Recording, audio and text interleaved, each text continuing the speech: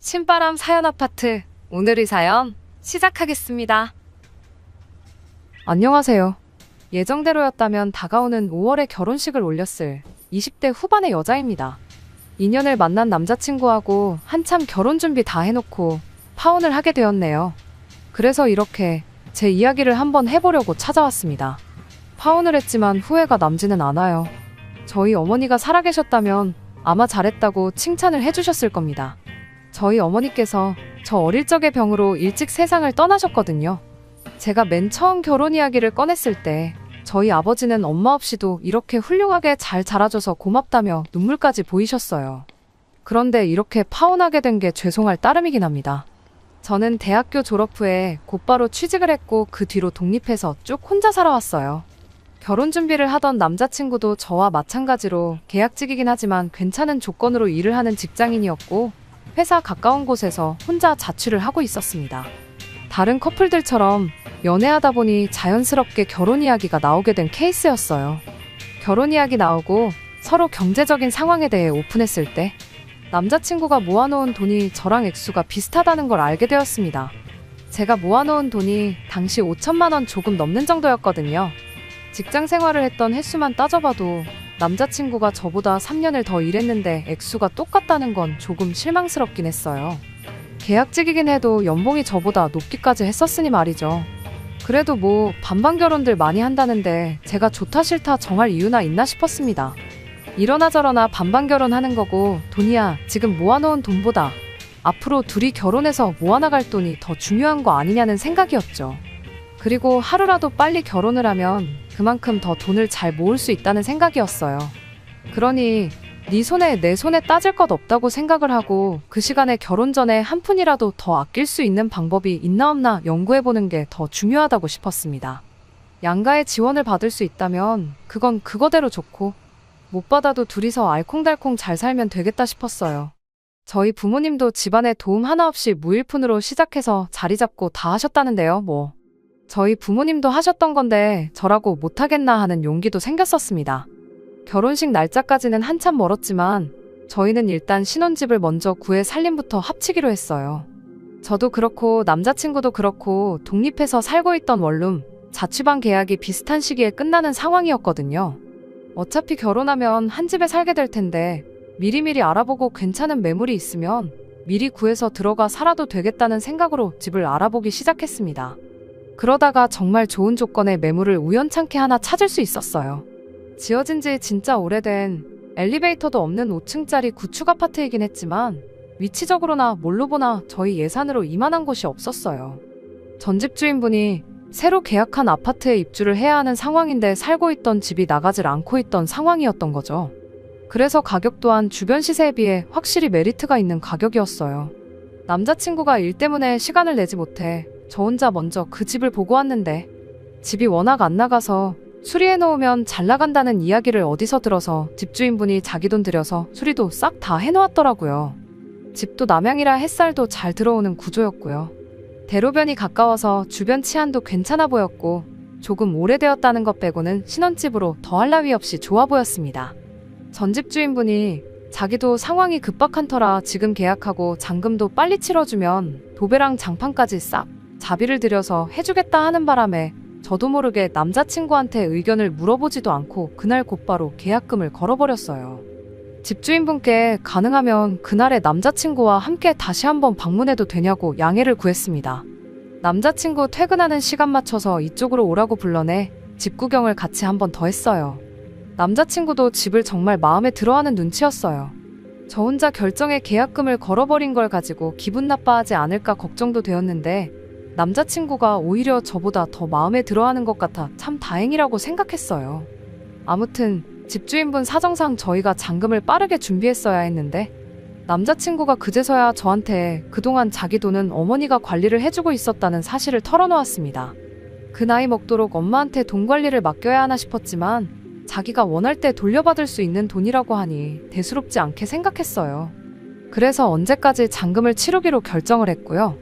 그런데 막상 잔금 치르는 날이 다가오고 있는데 남자친구가 자기 돈은 그냥 두고 대출을 받아서 집을 먼저 구하는 게 어떻겠냐고 물어왔습니다. 돈이 있는데 왜 대출을 받자고 하는 거냐 물었더니 그 돈이 지금 묶여있는 상황이라고 하더라고요. 예비시모가 현재 그 돈을 당신 지인들 몇몇한테 빌려주고 거기서 나오는 이자를 받으면서 용돈벌이를 하고 계신 상황이라며. 그래서 그 돈을 당장 내놓으라기에 조금 그런 게 있다고요.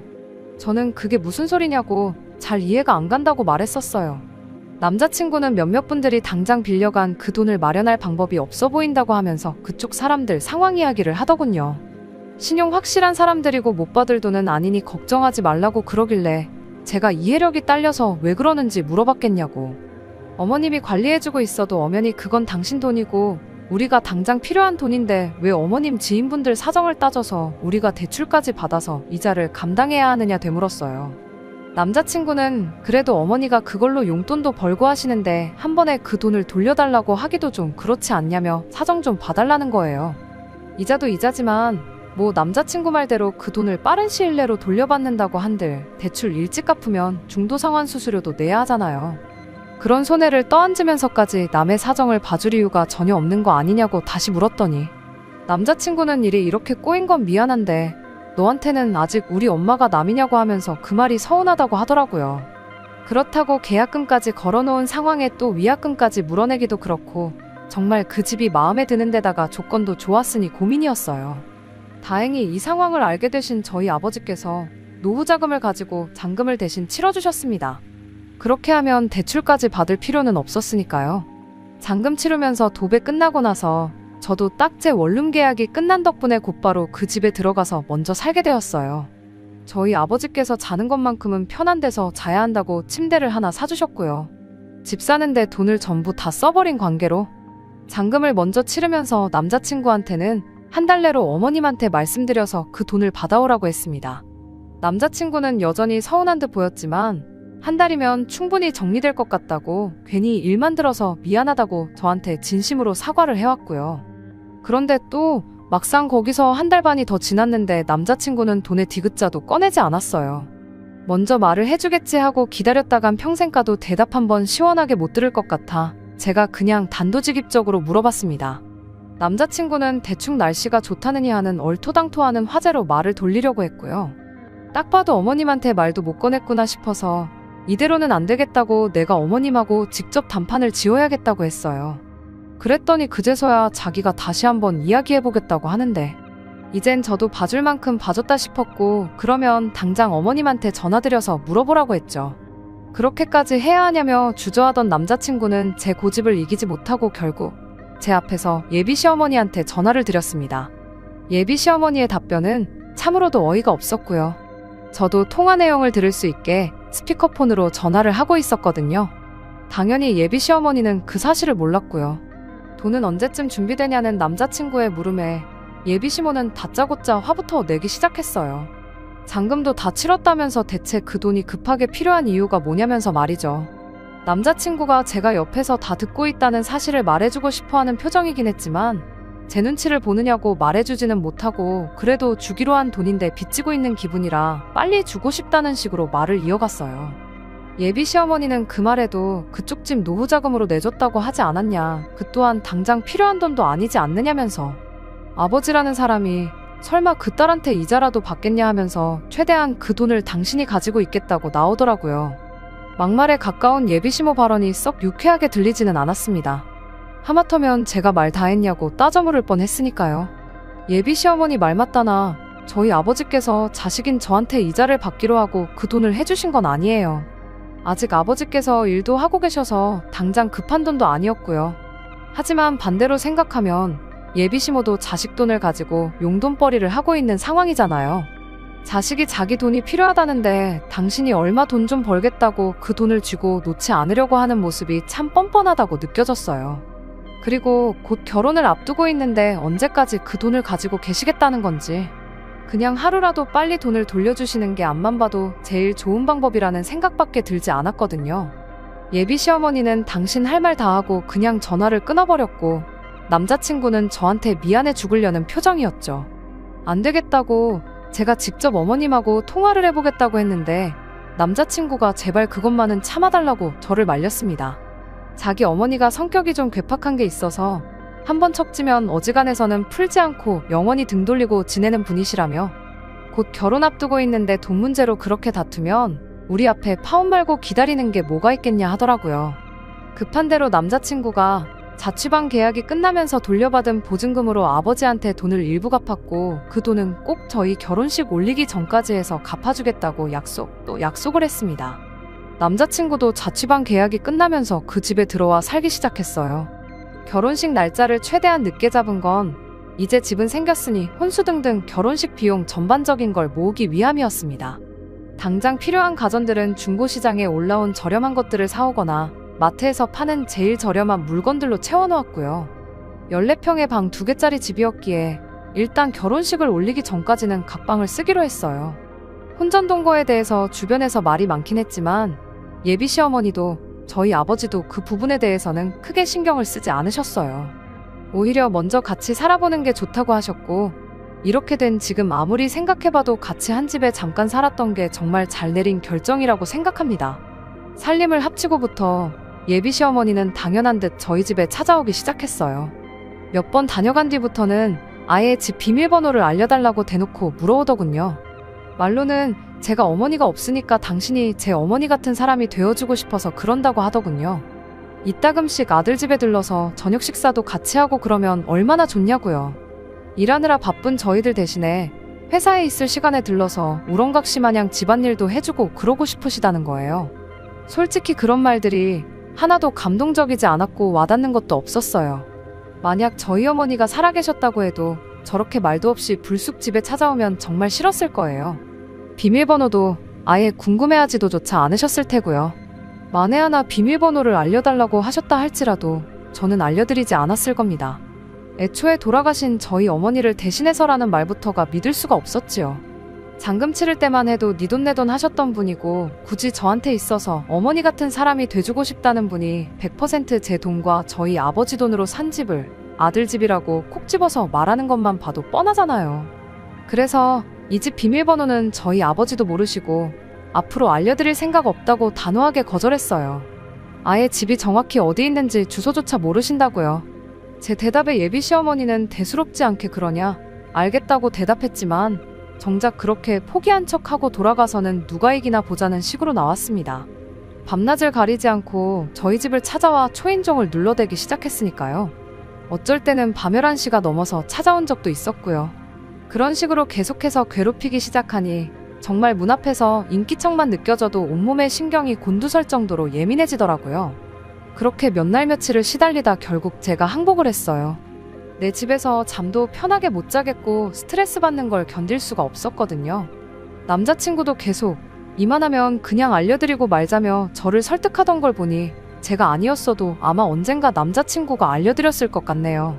아무튼 비밀번호를 알게 된 예비 시어머니가 했던 말 중에 저희 일하고 있는 사이에 집에 들러서 밥도 해놓고 집 정리도 해주고 그러겠다던 그 말이 지켜진 적은 단 한 번도 없었습니다.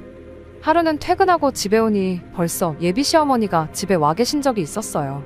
편하게 들어누워서 TV를 보고 계시더군요. TV 보면서 드신 건지 거실 바닥에는 온갖 과자 봉지며 부스러기가 널브러져 있었고요. 무슨 일로 오셨냐니까 예비 시어머니는 내 아들 집에 네 허락까지 받고 와야 되냐는 대답을 하더군요. 우리 집 TV가 당신 집에 있는 것보다 화질도 선명하고 화면도 커서 TV 보는 맛이 나니까 온 거라고 하대요? 앞으로 TV 보고 싶을 땐 여기 와서 보겠다고 대놓고 통보까지 하면서요. 원래는 저희들 퇴근하기 전에 가려고 했는데 시간이 벌써 이렇게 됐다며 이참에 저녁도 먹고 가야겠다고 저보고 아들 퇴근 시간 맞춰서 밥도 준비하라고 하더라고요. 이미 예상은 했지만 저한테 했던 말들이 비밀번호 하나 받아내겠다고 꺼낸 개수작에 불과했던 거였어요. 고작 이딴 이유로 돌아가신 저희 어머니까지 걸고 넘어지면서 비밀번호를 물어봤다는 게 가증스럽기 짝이 없었습니다. 방에 들어가서 옷을 갈아입고 있었는데 몇 번을 생각해봐도 화가 가라앉지 않더라고요. 한마디 해야 하나 말아야 하나 고민하던 찰나에 타이밍 좋게 남자친구가 퇴근해서 집에 돌아왔어요. 방문 너머로 남자친구가 여긴 어쩐 일로 오셨냐고 묻는 소리가 들려왔는데 예비시모는 저한테 했던 대답 그대로 TV가 화면이 크고 보기 편해서 왔다고 대답을 해왔습니다.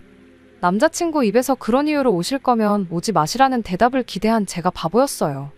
남자친구는 그렇냐고 하면서 아직 소파를 안 샀는데 소파부터 하나 사야겠다며 자기 어머니 편하게 TV 볼 환경을 만들어줄 생각밖에 없어 보였거든요.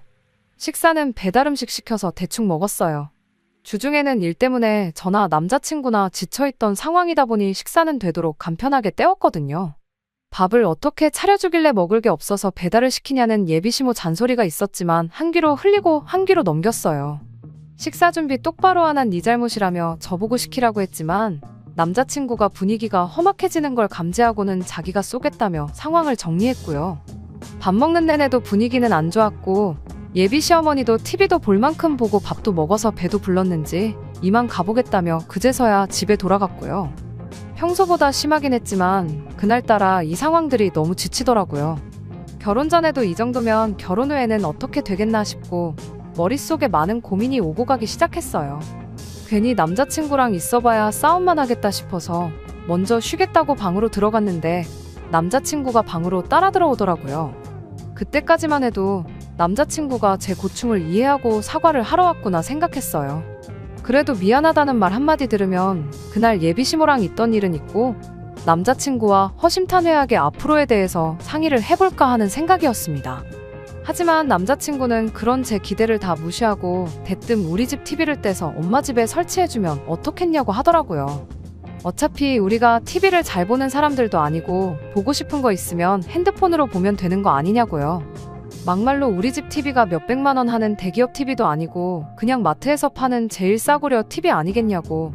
이참에 싸구려 TV 하나 포기하고 생색 좀 내면서 엄마한테 점수 좀 따면 되는 거 아니냐대요.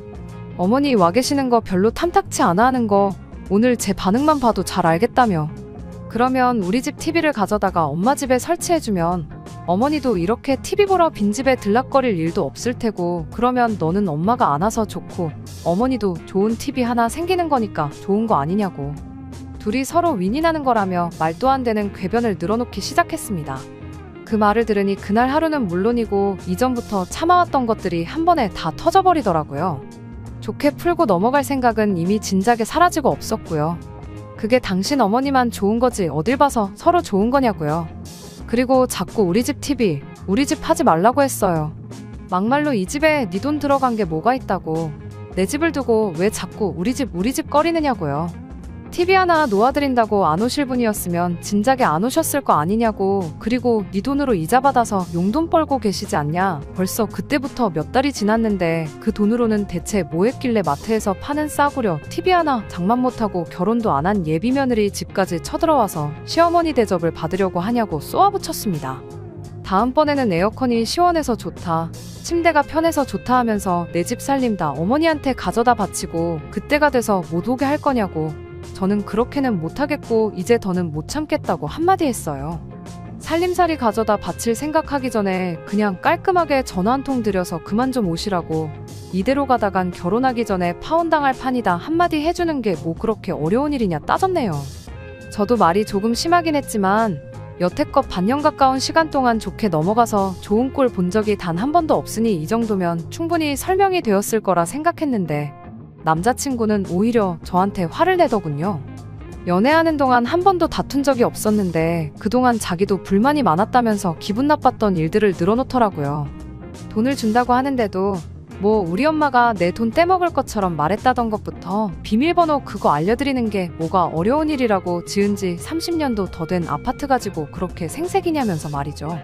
시어머니랑 사이가 안 좋으면 어떻게 잘 지내볼 생각부터 해야지 며느리가 돼서 어떻게 연 끊을 생각부터 하냐고 입에 개거품을 무는데 그쯤 되니까 오히려 마음이 홀가분해졌어요. 그래서 제가 남자친구한테 무슨 말 하는지 알겠다고 그럼 얼른 가서 TV부터 설치해드리고 오라고 했습니다. 제가 자포자기한 걸 남자친구는 자기가 저랑 말싸움을 해서 이긴 거라 생각이라도 했는지 이내 표정이 싱글벙글해서는 TV 달아주고 엄마한테도 잘 말씀드리고 오겠다고 하더라고요. 남자친구가 TV 가지고 지 엄마 집으로 출발한 순간에 저도 행동을 시작했어요. 남자친구 짐이라고 해봐야 옷가지 몇 개에 지 돈 들여서 이 집에 가져온 거라고는 혼자 자취할 때부터 쓰던 옷걸이 몇 개가 전부였네요. 여행 가방이라도 있다면 거기다 담아줬겠는데 마땅한 게 없어서 커다란 쓰레기 봉투에다가 차곡차곡 담아줬어요. 현관문 밖에다 내놓으면서 이것도 가지고 가라고 대문짝만하게 써놓고 집 비밀번호도 바꿔버렸습니다. 아니나 다를까 몇 시간 지나니까 남자친구가 집으로 돌아왔어요. 밖에 놓여있는 쓰레기 봉투를 봤는지 비밀번호를 두들기기 시작하더라고요. 진작에 바꿔놓았는데 문이 열릴 리가 없었죠. 이제 이 집 근처에 얼씬도 할 일이 없는데 이웃들한테 그런 모습 들키면 쪽팔릴 것 같다는 생각이라도 한 건지 문 앞에서 모기만한 목소리로 문 좀 열어보라고 왜 그러냐고 대화 좀 하자고 빌기 시작하대요. 저는 문 앞에 서서 앞으로 볼 일 없으니까 경찰 부르기 전에 썩 꺼지라고 했죠. 혹시나 큰 소리라도 나서 늦은 시간에 이웃들한테 민폐를 끼칠 수도 있으니까 대꾸 정도는 해줬어요. 경찰 부른다는 소리에 놀라기라도 했는지 이내 바깥이 조용해졌어요. 한참 더 지나서 살짝 문 열어보니 쓰레기 봉투에 담아놓은 자기 짐도 챙겨서 사라졌더라고요. 이제 두 다리 뻗고 자면 되겠다 싶어서 방으로 돌아왔어요. 머릿속은 복잡했지만 마음 하나만큼은 후련했어요. 그런데 벼랑간 문을 두들기는 소리가 나더라고요. 남자친구 성격에 그 정도 깡은 없을 것 같고 보나마나 집에 가서 엄마한테 일러 바치고 엄마 모시고 집에 다시 쳐들어왔구나 하는 생각이 들었어요. 아니나 다를까 예비시모 목소리가 우렁차게 들리더라고요. 이젠 진짜 이웃들한테 민폐가 되겠다 싶어서 하는 수 없이 문 열어주고 집 안으로 들어오게 해줬습니다. 예비시모는 들어오자마자 다짜고짜 제 머리채부터 잡으려고 하더라고요. 가뿐하게 피해주고 이게 뭐하는 짓이냐고 진짜 경찰을 불러야 정신 차릴 거냐고 한마디 더 해줬어요. 집에 들어오게 해준 것도 괜히 이웃들 피해가게 하기 싫어서 문 열어준 거니까 뭐 대화로 풀어볼 생각일랑 그런 착각 같은 거 하지 말라고 했습니다. 파혼하겠다는 거야 지금 상황만 봐도 충분히 알았을 테니 그만하고 내 집에 나가주시라 한마디 해줬죠. 예비 시어머니는 내 아들 집에 들어왔는데 경찰은 무슨 경찰이냐며 큰 소리를 치기 시작했어요. 경찰 한번 불러보라고 며느리가 시어머니한테 이렇게 하고 있으면 경찰도 너부터 잡아가지 나를 잡아가겠냐며 고래고래 소리를 치길래 아직도 정신 못 차리고 아들 집 타령을 하고 있냐고 한마디 해줬습니다. 이 집에 당신 아들 돈 들어간 게 뭐가 있다고 내 집을 자꾸 아들 집이라고 하느냐고 아주 엄마랑 아들이랑 똑같다고 힘껏 비웃어주니 예비시모가 부들거리면서 다시 제 머리채를 잡으려고 달려들더라고요. 옆으로 살짝 피했더니 자기 힘을 못 이겨서 그대로 바닥에 고꾸라지는데 그제서야 남자친구도 저보고 이게 뭐하는 짓이냐며 소리를 치대요? 뭐하는 짓이긴 뭐하는 짓이겠냐고 당장 니네 엄마 데리고 내 집에서 나가라고 소리쳤어요. TV 가져간 건 네 잘난 자취방 빼서 가져온 보증금에 몇 달 이 집에서 살았던 거 월세 낸 거라고 생각하고 그만 꺼지라고 남자친구에게도 한마디 해줬어요. 바닥에 고꾸라져 있던 예비시모가 일어나서 다시 또 제 머리채를 잡길래 저도 에라 모르겠다 싶어서 그 길로 예비시모 머리채를 붙잡아 버렸습니다. 힘으로 하면 누가 무서워할 줄 알았나 봐요. 남자친구가 아연실색해서는 자기 엄마 뜯어말리고 이대로 있다가는 더 험한 꼴 당하겠다 싶었는지 나중에 다시 이야기하자고 하고는 그제서야 내 집에서 나갔어요. 그 뒤로 남자친구한테서 몇 번 연락이 오긴 했지만 싹 다 무시해버렸어요. 답답했는지 저한테 문자를 다 보냈는데 이제 와서 다 늦었다는 것도 모르는지 잘하겠다. 어머니는 우리 집 근처에도 못 오게 하겠다는 후회만 섞인 반성문을 써서 보냈더라고요. 알고 보니 자기가 여태 모아놓은 돈도 어머니가 지인들한테 돈놀이를 해주고 있던 게 아니라 다 쓰고 없다더라면서 당장 주기로 했던 집값은 못 줄 것 같지만 앞으로 평생 어머니하고는 볼 일 없이 지내겠다. 이런 식으로 꽤나 길게 써서 보냈더라고요. 그래도 반성문 써서 내민 정성을 봐서 답장은 해줬습니다. 내 마음 돌릴 생각은 추워도 없으니 다시 잘해볼 생각이라면 꿈 깨라고요. 그렇게 몇 번 강하게 나갔더니 얼마 전부터는 더 이상 연락도 오질 않네요. 그나마 덕분에 내 집 마련한 걸 위안 삼으려고 합니다. 아직 아버지한테 빌린 돈은 앞으로 제가 갚아야 할 돈이긴 하지만 요새 힘든 부동산 상황 속에서도 재개발 소식에 집값이라고 조금 오른 상황이라서 갚을 돈만큼은 아니지만 투자라고 생각하면 조금 이득을 봤으니까요. 돈이다가 아니지만 그나마 이 집이 마음의 위로라도 되는 것 같아요. 결혼하기 전에 같이 살아보는 거 나쁘지 않은 선택이었다고 생각해요. 이혼한 게 흠도 아니라는데 그깟 몇 달 한 집에서 같이 지낸 게 앞으로 제 인생에 무슨 흠이나 되겠나 싶거든요. 이걸 저희 일부라고 받아들이고 진짜로 저를 위해주고 아껴주는 사람을 만나면 되는 일 아니겠어요? 결혼 전에 동거했다는 눈치가 무서워서 그냥 결혼을 해버렸다면 아마 100% 이혼했을 거고 그걸로 더 눈치 보고 살았을 거예요. 이혼보다 깔끔한 파혼이 100번 낫죠. 끝까지 들어주셔서 감사합니다. 오늘의 사연은 여기까지입니다. 구독과 좋아요, 알람 설정 부탁드리고 더 좋은 사연으로 다시 찾아뵙겠습니다. 감사합니다.